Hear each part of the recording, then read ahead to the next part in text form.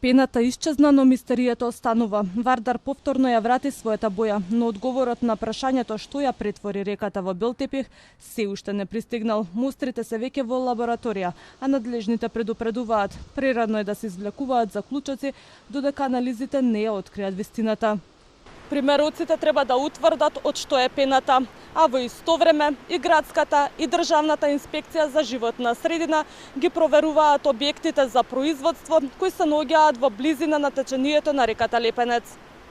Ова не е прв пат Вардар да се обои во бело. За рибарите ова не е изненадување, туку слика што веќе ја имаат видено. Велат со години преку рибарските здруженија испраќале пријави и апели до надлежните, предупредувајќи дека реката бара поголема грижа. Денес, кога белата пена повторно ја вознемири јавноста, тие само велат, ова не е нов проблем, туку старо предупредување што предолго останало неслушнато. И ние пријавуваме, онадевме све, бркаме со еколошкиот друштво, некако се онадиме, не можеш нив да ги победиш никако. И со рибари се организираме на џабе. Не знаеме на кога да се обратиме. Не е загаден Вардар толку кој што мислат.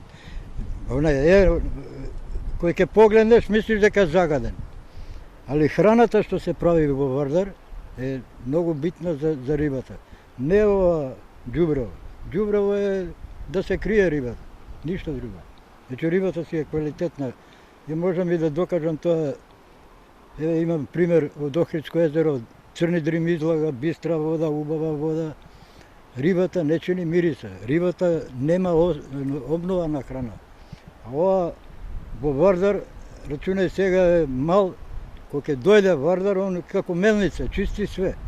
И понова нова храна се таложи со нади.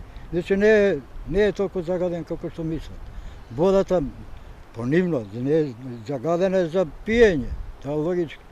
И на времето сме се бањале во Вардар, а сега не можеме да влеземе во вода да се избањаме во тоа. Цел свет организираат права да ги чистат реките, ние ги загадуваме. Инаку вчера бела пена се влеа од Лепенец во Вардар.